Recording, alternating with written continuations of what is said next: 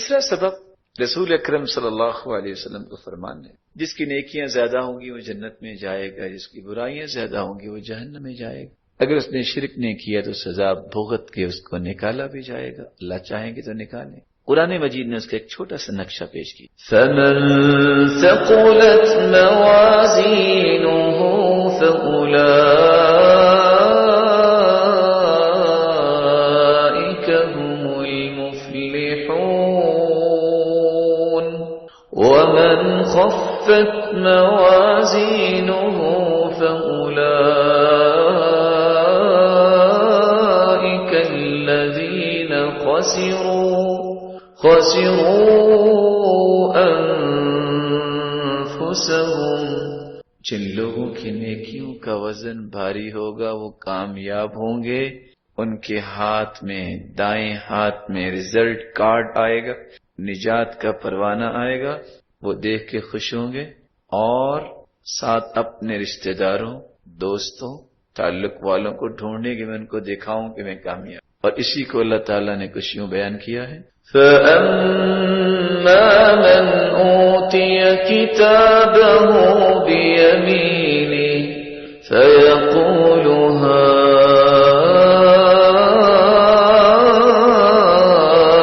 اقْرَءُوا كِتَابِيَهْ إِنِّي ظَنَنتُ أَنِّي مُلَاقٍ حِسَابِيَهْ فهو في عيشة راضية في جنة عالية قطوفها دانية كلوا واشربوا هنيئا بما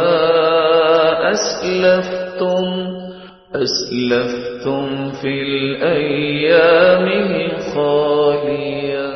ساتھ وہ ریزلٹ کارڈ دکھائے گا، لیکن یہ ریزلٹ کارڈ اسے کیسے دیا جائے گا؟ دنیا میں اگر کسی نے کوئی پوزیشن ہولڈر ہوتا ہے اس کو کہاں بلاتے ہیں؟ اسٹیج۔ ایسے ہی ہوتا ہے نا، ہو سکتا ہے اسٹیج پہ کچھ پھول بھی رکھے ہوئے ہوں، بیکٹس رکھی ہوئی، آپ نے دیکھا ہے۔ قرآن کیا کہہ رہا ہے؟ جس کو دائیں ہاتھ میں دیا جائے گا فی جنت عالیہ، اس کو نیچے نہیں، بلند جنت پہ کھڑا کر کے اس کو نام عمل دیا جائے گا تاکہ ساری دنیا دیکھ۔ وہ پھر کہے گا پتہ کیوں مجھے ملا؟ انی ظننت انی ملاق حسابی، مجھے یقین تھا کہ ایک دن تو میں نے اللہ سے ملنا، اس یقین کے نتیجے میں میں کامیاب ہو گیا۔ اللہ عز و جلال فرماتے ہیں قطوفها دانیہ، درختوں کی خوشیں بہت قریب ہوں گی۔ آج دنیا میں اگر کسی کا ذاتی باغ بھی ہو اور لوگ خود تو جا کے پھل نہیں توڑتے، وہ ٹھیکے پہ دے دیتے، اور وہ باغ ٹھیکے پہ لینے والے بھی کچھ عقل مند ہیں آج کل کے، وہ بھی خود نہیں جاتے، وہ کسی ایسے شخص کو بٹھائیں گے جو کافی لمبی گالی دینے والا، پر ایسے ہی ہوتا ہے، تربیت نہیں، اس نے ایک لمبی سی لاٹھی، مالک بھی اگر چلا جائے نا تو اس کو پتہ نہیں ہوتا یہ مالک آ گیا، تو کوئی اس کے اندر ادب نہیں ہوتا، وہ گالی دے کے کہتا پھر آ گئے ہو، تم نے ہم سے رقم نہیں لی، حالانکہ مالک یہ۔ اور حدیث یہ کہتی ہے قطوفها دانیہ، کہ جنت میں آپ کی صرف خواہش ہوگی، اللہ مجھے یہ چاہیے، اس درخت کا خوشہ اور پھل چھک کے آپ کے سامنے آئے گا۔ یہاں اگر آپ نے گوا کا یہ باغ لگایا ہے اور آپ کا جی چاہے کہ سرخ رنگ کا میں امرود کھاؤں، تو آپ کو اگلے 2 مہینے 4 مہینے ویٹ کرنا پڑے گا دوبارہ لگنے۔ قطوفها دانیہ، حدیث کہتی ہے آپ ایک کو توڑیں گے، عادت مکانها اخرى، ابھی آپ توڑ کے فارغ ہوں گے، اسی جگہ دوبارہ لگ چکا ہوگا۔ یہ کس کے لیے ہے؟ جو کامیاب ہے۔ رسول اکرم صلی اللہ علیہ وسلم نے فرمایا، یہ تیسرا سبب میں پیش کرنے لگا ہوں، 4 چیز کسی انسان کے دل اور ایمان اور عمل میں آ جائیں، ایسا انسان اللہ کو اتنا پسند ہے۔ کون سی 4 چیزیں؟ الذین لا یسترقون، وہ لوگ جو کسی کاہن نجومی کے پاس نہیں جاتے، ان کا اعتماد کن پہ ہے؟ اللہ پہ۔ وہ یہ نہیں کہتے ہاتھ کی لائنوں کو دیکھ کے ذرا بتائیے میری قسمت کیا کہتی ہے، قسمت کو کون جانتا ہے؟ ارے یہ فٹ پاتھ پہ بیٹھنے والے اگر قسمت بتا سکتے تو یہ کو 8-10 کنال کے ویلے میں بیٹھے ہوتے، یہ پھر فٹ پاتھ پہ دھکے کھا رہے ہوتے، بھلا ان کو کیا پتا۔ اور بعض چیزیں انسان کے لیے سبق بن جاتی ہیں۔ وہ ہمارے ایک ساتھی تھے، وہ جب ہم پڑھا کرتے تھے تو اللہ نے ان کو بڑی جرت دی، تو اتفاق سے ان کی 2 شادیاں ہوئیں، تو جا کے کہتے ہیں ذرا ہاتھ دیکھیے گا، شادی نہیں ہو رہی، کیا آپ کہیں گے اس کے بارے میں؟ وہ بھی حدیث کے الفاظ بھی ہیں، اغبیاء بنی آدم، آدم کی اولاد میں بے وقوف لوگ. وہ لائنیں دیکھ کے کہتا ہے مزید 8 سال آپ کی شادی نہیں ہو. اس نے ایک لگائی ہے، اس نے کہا پہلے 2 بیویاں اور اس کے بچے سنبھالے نہیں جا رہے اور 8 سال کے بعد تم کہہ رہے ہو کہ پہلی شادی ہو. ان بیچاروں کو کیا پتا. اور بعض تجربات ایسے بھی ہوئے کہ ایک شخص گیا کہتا اچھا یہ بتاؤ کہ میں آپ کو تھپڑ ماروں گا کہ نہیں ماروں گا. لائنیں دیکھ کے دیکھو. اس کو سمجھ آ گئی کہ آج میری پٹائی ہے. اس نے کہا اگر میں نے کہہ دیا کہ آپ مارو گے تو اس نے ضرور مارنا ہے، اور اگر میں نے کہہ دیا نہیں مارو گے اس نے پھر بھی مارنا ہے. اس نے کہا آپ غصے کو جانے دے، ہماری روزی کا مسئلہ ہے، ہماری جانب.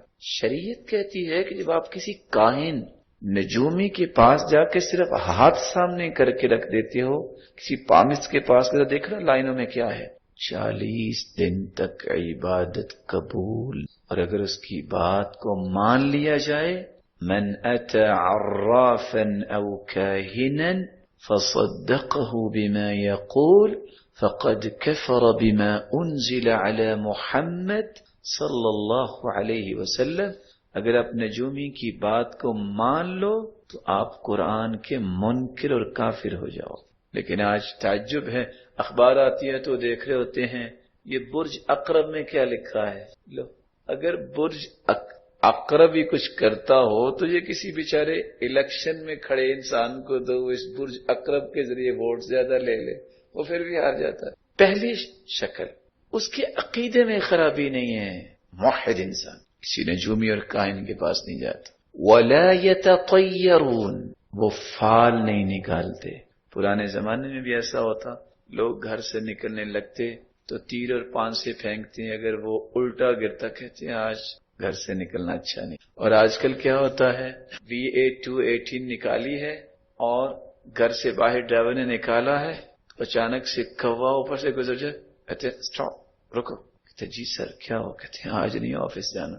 بھی ہوا کیا، وہ نہ کوا اوپر سے گزر. اللہ کے نیک بندے، کوا کبھی گاڑی کے نیچے سے بھی اڑا ہے، اس کا کام اڑنا ہے تو اڑ گیا ہے، وہ بھی اللہ کی مخلوق ہے. اگر کالی بلی گزر جائے گی رک جاؤ، کیوں کیا ہوا، کو پتہ کالی بلی گزر گئی. تو بلی سفید رنگ کی بھی ہوتی ہے، کالے رنگ کی بھی ہوتی ہے، تو کیا کالی بلی کو ہم پھر وائٹ پینٹ کر دیں؟ اللہ کی مخلوق ہے. اس طرح کے توہمات میں رہنے والے لوگ نہ ہوں. دوسری سے وہ نحوست کسی چیز میں نہ سمجھے. بعض لوگوں کے ذہن ہوتا ہے جب سے میری شادی ہو میرے گھر میں نحوست آ گئی. حدیث کہتی ہے جب شادی ہوتی تو برکت آتی. اب شریعت کی بات ماننے کی آپ کی بات مانیں. وَلَا يَكْتَبُونَ، تیسری صفت اس انسان کے اندر رب پر اعتماد اتنا ہوتا ہے وہ شرعی علاجات کو پریفر کرتا ہے. شرعی علاج کیا ہے، آپ ٹیبلٹ لیں، آپ سیرپ لیں، آپ انجیکٹ کروائیں، جو حکیم آپ کو بتاتے ہیں. لیکن شرط یہ ہے کہ کوئی دوائی ایسی نہیں ہونی چاہیے جو حرام چیز سے بنے. تداووا ولا تتداووا بحرام، علاج کرواؤ، سنت ہے، دین ہے، حکم ہے، شریعت ہے، علاج کرواؤ، لیکن حرام چیز سے علاج نہ کرو.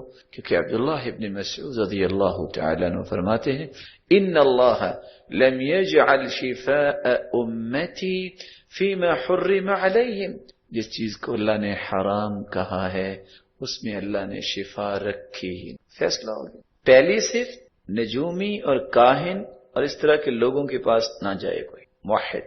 دوسری صرف وہ کسی چیز میں نحوست یا فال کا ذہن رکھنے والا نہ، توہمات کا شکار نہ. تیسرا ولا یکتبون، پرانے زمانے میں علاج ہوتا تھا آخر العلاج الکی، جب کوئی علاج کام نہ کرتا تو پھر لوہے کو تپا کے اس کے جسم پہ ڈم لگایا کر. اللہ کے سننے منع کر، کہا نہیں جہنمیوں کو ایسا عذاب دیا، تم دنیا میں ایسا علاج نہ کروا. ولا یکتبون.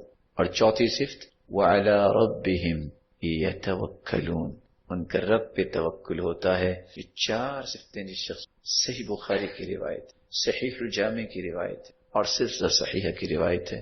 رسول اللہ صلی اللہ علیہ وسلم نے فرمایا وعدنی ربی، میرے رب نے میرے ساتھ وعدہ کر لیا ہے ان یدخل من امتی 70,000 رجل، کہ میرا رب 70,000 لوگوں کو بغیر حساب اور بغیر عذاب کے جنت میں داخل فرمائیں گے. مع کل رجل الف رجل، ہر ایک کے ساتھ 1000، تو 70 کو 70,000 سے ملٹیپلائی کریں، 4 ارب 90 کروڑ لوگ جن کے اندر یہ 4 صفات ہوں گی، ان کو اللہ عز و جلال 14ویں رات کے وجوہہم کالقمر لیلۃ البدر، 14ویں رات کے چاند کی طرح ان کے چہرے چمک رہے ہوں گے، اور ایک دوسرے کے ہاتھوں میں ہاتھ ڈال کے ایک ہی دروازے سے اکٹھے بغیر حساب اور بغیر عذاب کے جنت میں داخل۔ تو نیکی کا اضافہ کیسے ہوتا ہے؟